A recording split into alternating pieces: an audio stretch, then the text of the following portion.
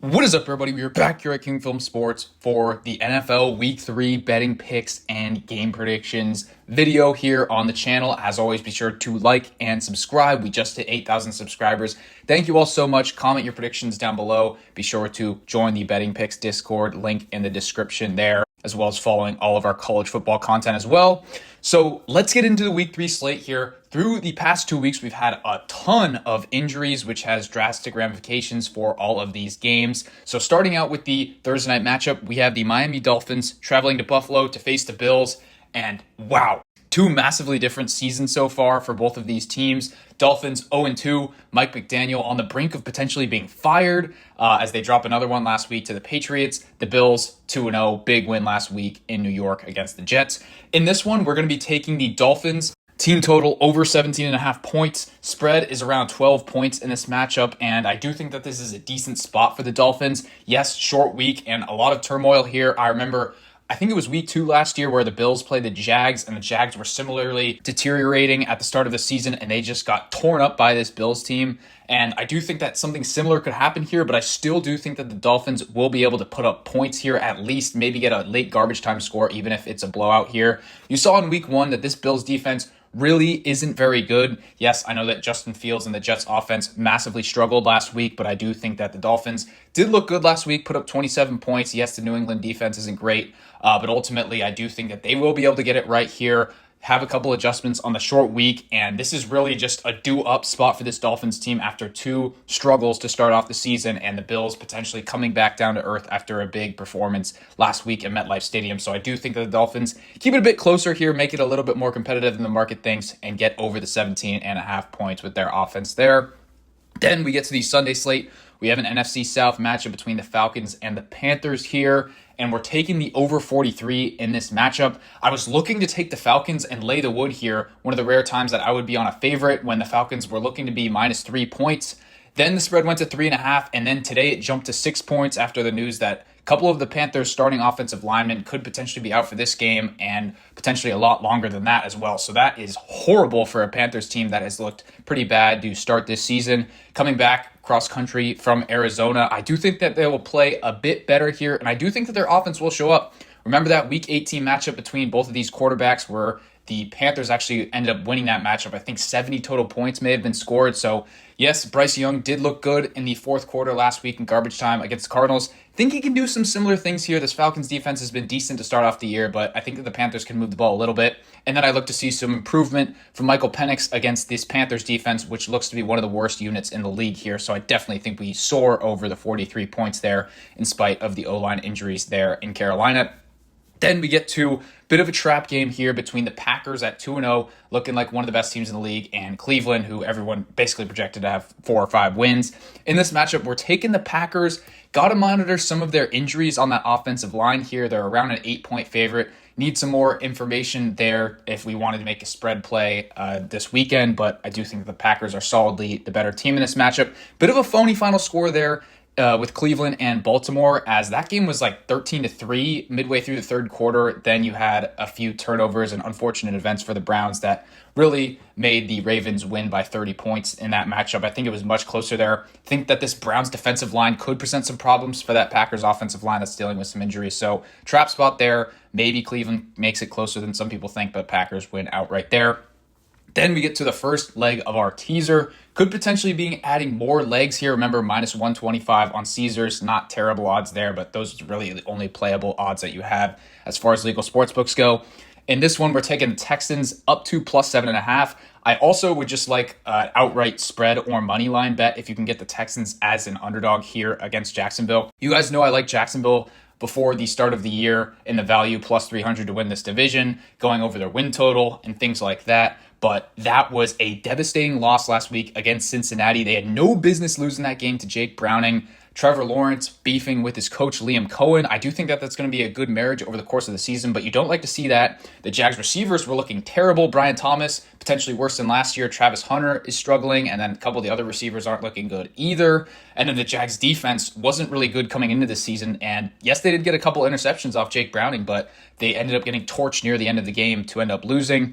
Whereas this Texans team just got really unlucky these first 2 weeks of the season to the LA Rams and Tampa Bay Buccaneers. I think that both of those teams are better than Jacksonville here, so I do like the Texans to win outright, and I like them to keep it within the 7.5 points. I do not think that this one will get out of hand here, even though it's on a short week. Expect Houston's best effort in this game. I know that the offense, and specifically the offensive line, has really struggled. They can't really get a ground game going with Nick Chubb, but against this porous Jags defense, I do think that they will be able to move the ball a bit there, get into the 20-point range, and beat this Jaguars team, at least keep it a one-possession game. Then we get to a very interesting matchup between the 2-0 Bengals and the Vikings, and we potentially have a matchup of backups here, Jake Browning with Cincinnati and Carson Wentz for the Vikings. I think that might be an upgrade on the Vikings side. You guys know I was very low on J.J. McCarthy, and I'm not sure what to make of Carson Wentz at this point in his career with Kevin O'Connell, but I just know that this Bengals roster has so many holes, and now trying to fill in Joe Burrow. I know that Browning was decent a couple years ago when he was the backup with the Bengals, but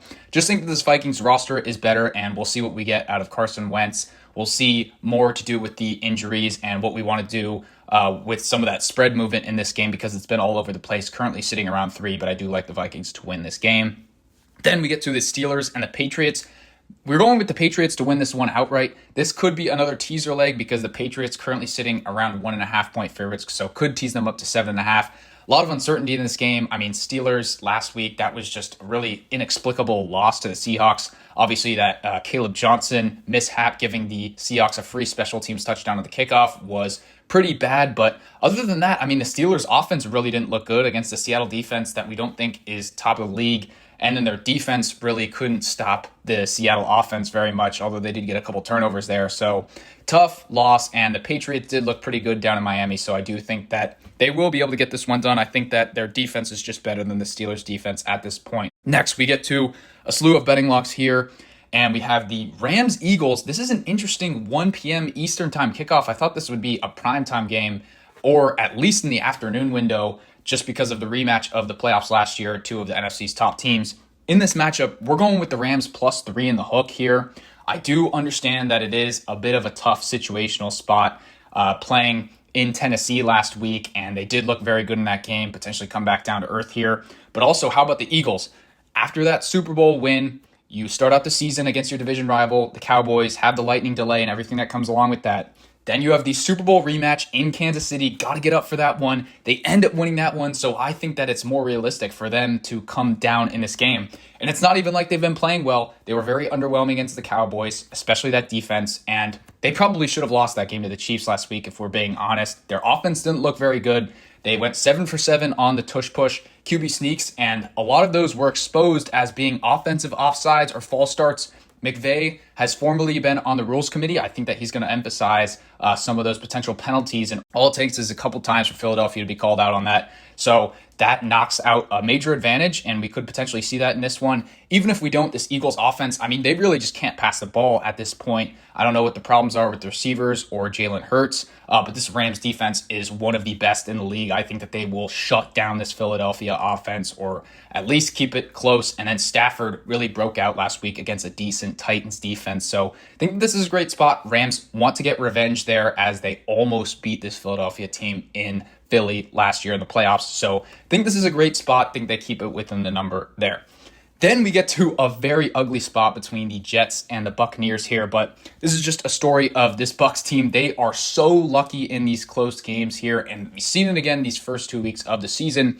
Coming off the short week here and dealing with some injuries, I love the Jets plus the 7 points, and potentially Justin Fields dealing with that injury that we saw at the end of last game.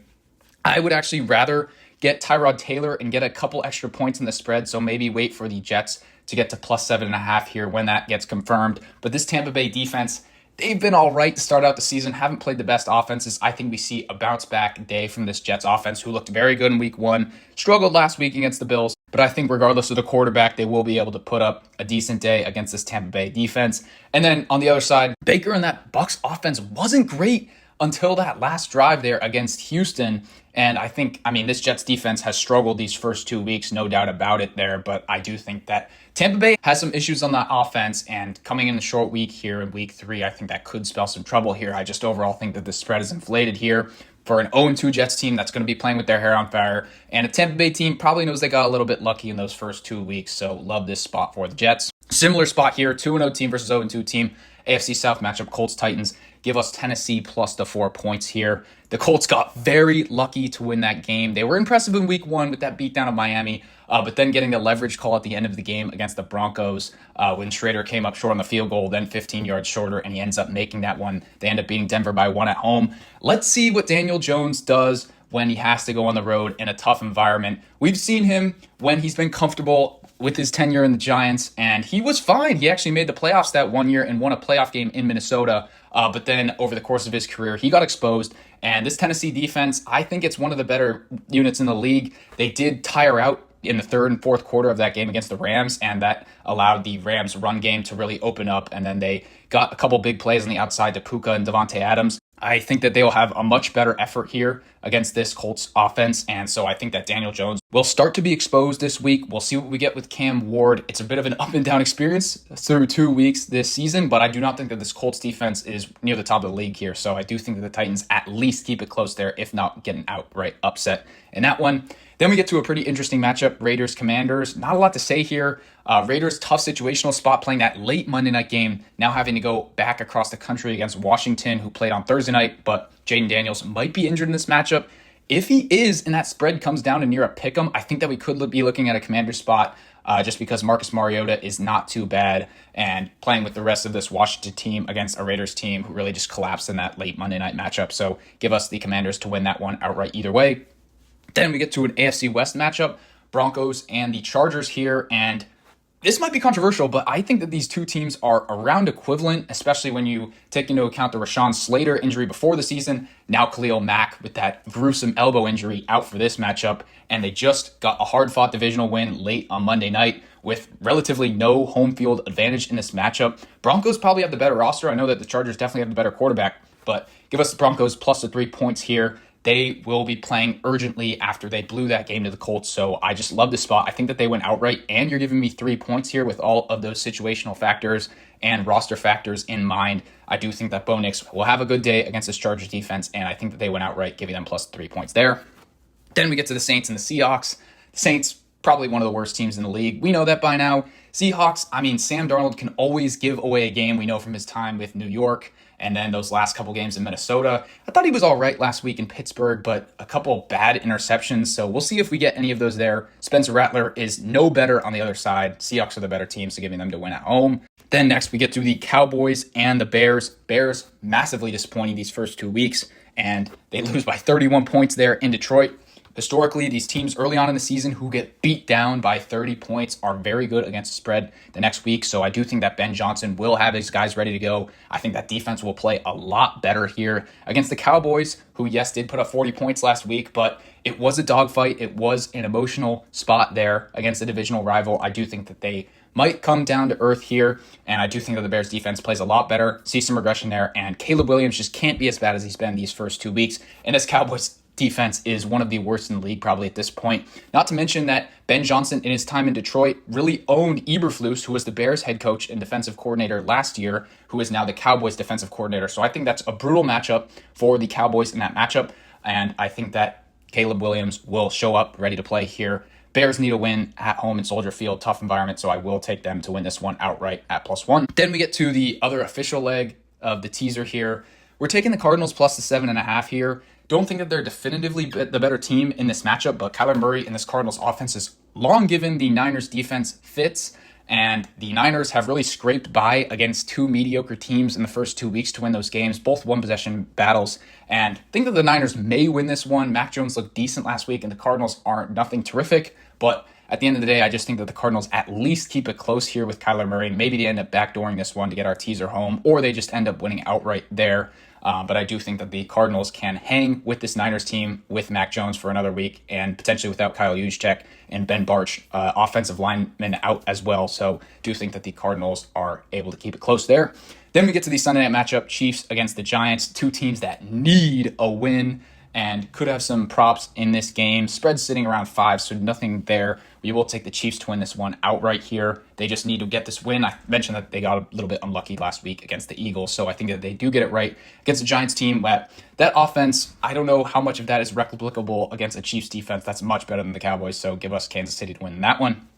Then we get to the Monday night matchup. This one's pretty simple to me. Give us the Ravens -4 or 4.5, 5, whatever you're able to get there. We have a long track record of Jared Goff going outdoors against good defenses and getting humbled there. I know that they looked very good against Chicago in the Dome at home last week as a bounce back from that first game in Lambeau Field, but I think it's going to look like week 1 for the Lions. I do not think that their offense will be able to replicate that performance. I think that Jared Goff is going to feel some heat, and I think that he's going to make some mistakes, and I think that Ravens offense will play much more like they did in week 1 against the Buffalo defense, put up potentially 40 points in this matchup. They did put up 41 points last week, but as I mentioned, bit of a phony final score there. Maybe they are able to take advantage of the turnovers in the same way as last week. Either way, I do think that this Ravens team is much better than Detroit. We saw this exact matchup a couple years ago. In that season, the Lions, I think, won 12 or 13 games, made it to the NFC Championship, and they lost that matchup to that Ravens team by potentially 30 points, I think. So this is just an easy spot here, John Harbaugh and the Ravens. I also do like a first half angle because John Harbaugh and Lamar Jackson have one of the best first half spread records in the league there. But anyway, you can get them. Take the Ravens to beat the Lions down there. So with all that being said, let me know what you guys think in the comments down below. As always, sure to like and subscribe, and I will see you all next one.